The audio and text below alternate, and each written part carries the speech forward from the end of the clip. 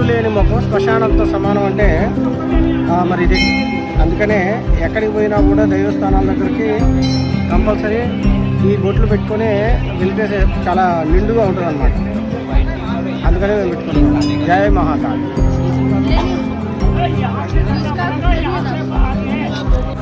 జై మహాకాల్. మొత్తం మీద 2 అవుతుంది సమయం.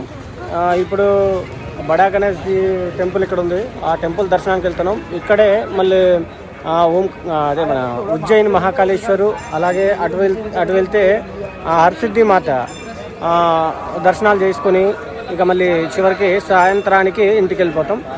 మావాడు ఇక్కడ మహాకాళేశ్వరుడి దగ్గర ఈ డ్రెస్ వేసుకుంటారని మారం చేసేసరికి ఆయన మహాకాలులాగా ఉండాలని చెప్పేసి ఈ డ్రెస్ వేయడం జరిగింది.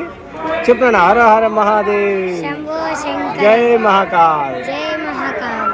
ఓకే, ఇక అక్కడ మహాకాల్ మన ఉజ్జయిని మహాకాళేశ్వరుడి దగ్గరికి వెళ్ళినప్పుడు మళ్ళీ ఒక వీడియో తీద్దాం. అప్పటి వరకు మన అదే వినాయకుడు బడా గణేష్ దర్శనం చేసుకుంటాం.